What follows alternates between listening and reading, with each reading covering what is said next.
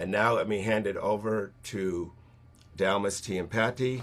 Mr. Tiampati is the founder of the Maasai Center for Regenerative Pastoralism and has been my colleague since 2017.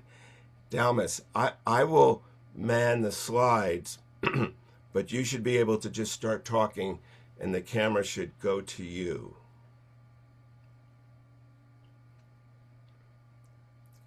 So Dalmas, if you're there, you can just start. Thank you, Chairman. My name is Dalmas Tiampati from the Maasai Pastoralists of Kajiado County in Kenya, and the founder of the Maasai Center for Regenerative Pastoralism, which is a grassroots community-based initiative to help us address challenges we are facing as a Maasai people. Our center main focus is indigenous knowledge, land restoration, and community resilience. For the Maasai, pastoralism is more than livestock. It is understanding the land. It teaches how to read seasons, respond to drought, and live with ecological uncertainty. In our worldview, land is not simply a resource. It is a memory. It is a responsibility, because we have a responsibility to take care of our land, and it is an identity. We are identified by the land. For us, a Maasai, for example, where I come from, the Idalekutu Maasai, we are identified by that region. So we are called the people of the red soils of Kajiado Central. This matters because pastoralism is often misunderstood as only an economic activity.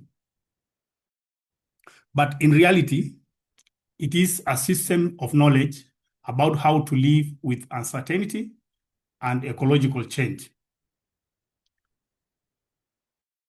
Today, like many pastoralist communities, we face real challenges that include, as it was mentioned, land fragmentation, climate variability, policy pressures, and the gradual loss of indigenous knowledge system. But we have refused to be defined by these challenges. We are defined by how we respond to them. At the Maasai Center for Regenerative Pastoralism, we are involved in restoring traditional grazing mobility, which has been complicated by land subdivision and sedentary pastoralism. We are applying holistic management, which was introduced to us, and of course we impressed by Seth-Iskand and Savory Institute. We are building village grazing cooperatives. We are just trying to bring families together, because originally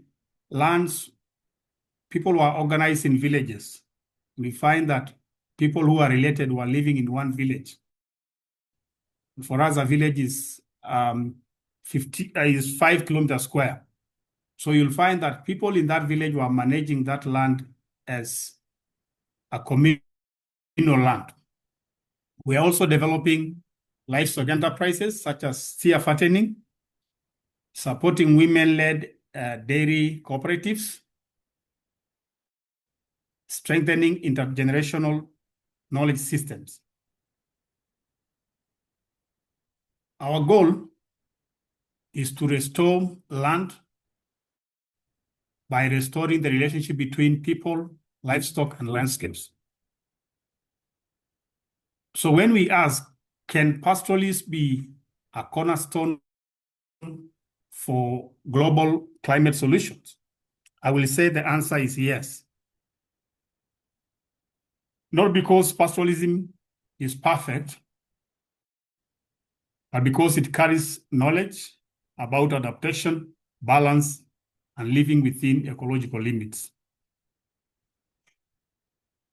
Knowledge that the world urgently needs today. Pastoralist communities are not only vulnerable to climate change, they can also help to shape a response.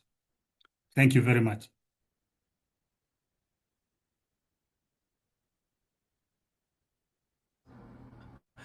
Let's hear it for modern technology. I started talking and it said unmute yourself.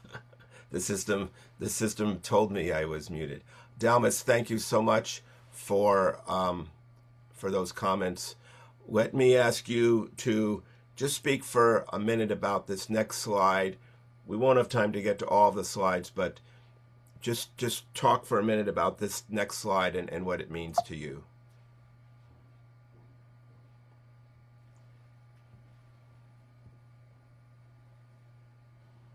Oh, this picture has two important people in my life. My late grandfather, who was a renowned livestock keeper and steward of the land in Maasai community, in the Maasai people of Ildaralekoto. And the next picture is my son, who was playing close to where the sheep were resting. So these two people inspire me. I got the knowledge and the desire to do the work I do now because of how I saw what my grandfather was doing. My grandfather was a person who cared for people. He loved his family and his community. He loved cattle. He died in 2022. And among his last words, I remember, he said, "Blessed is he who walks in cattle's hoofs." And Dalmas, go on, please. He has always, told us to take care of our cattle and our land because we'll be able to take care of ourselves and live in dignity. And that's what I'm using to give hope to my children. Thank you.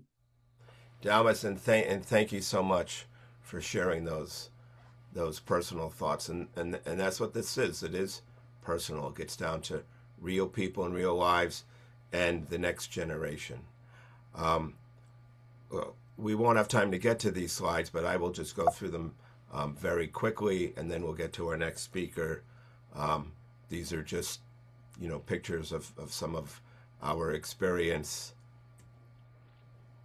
And you remember the drought. We became a relief organization for a brief bit. We don't want to be a relief organization, but it was necessary. And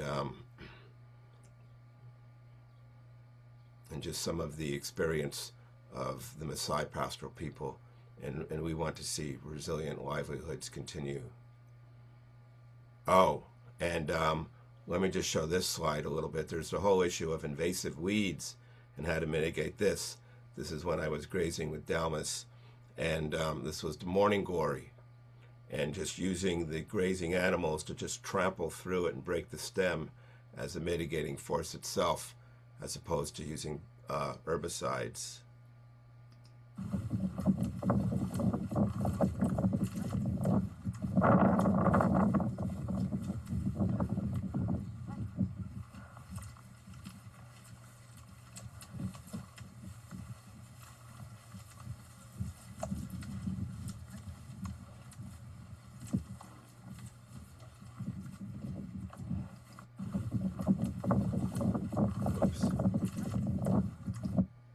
Well, you get the point that the cows would have just walked around it, but we sort of gently encourage them just to walk through it back and forth. And eventually we could even set up a boma there and just have that be the boma. They're not going to eat it, obviously, but they can mitigate its impact. Okay, thank you, that's Dalmas' son.